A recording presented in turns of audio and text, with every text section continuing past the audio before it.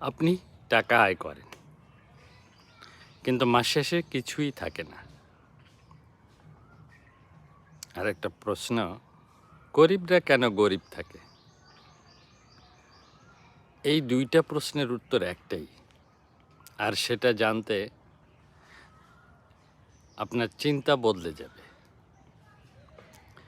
আপনি চেষ্টা করছেন, আয় করছেন, কিন্তু খরচ হয়ে যায়, সেভিংস হয় না, এমার্জেন্সি সব শেষ, তারপর আবার জিরো থেকে শুরু। এই চক্রটা চলতেই থাকে। তখন মনে হয়, আমি কি কখনো এগোতে পারবো? গোপন সত্য যা কেউ বলে না, শুনুন। সমস্যা আপনার আয় না, সমস্যা system plus mindset. No system মানে আমাদের কারোরই সিস্টেম নেই, কোনো পরিকল্পনা নেই। টাকা আসে যায়, কিন্তু আপনি ট্র্যাক করেন না। লাইফস্টাইল ট্র্যাপ মানে লাইফস্টাইলের ফাঁদ। আয় বাড়ে, খরচও বাড়ে, সেভিংস একই থাকে। সারভাইভাল লুপ, বাঁচার চক্র। যখন সব টাকা প্রয়োজনেই চলে যায়, তখন ফিউচার নিয়ে ভাবার সুযোগ থাকে না। ফিনান্সিয়াল ব্লাইন্ডনেস, অজ্ঞতা।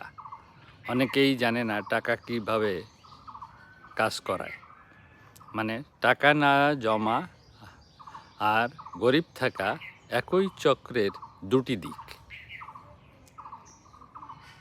আপনি সহজ সমাধানটা জেনে নিন ভালো করে।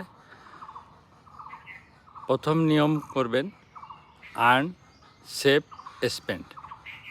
আগে সেভ, তারপর খরচ।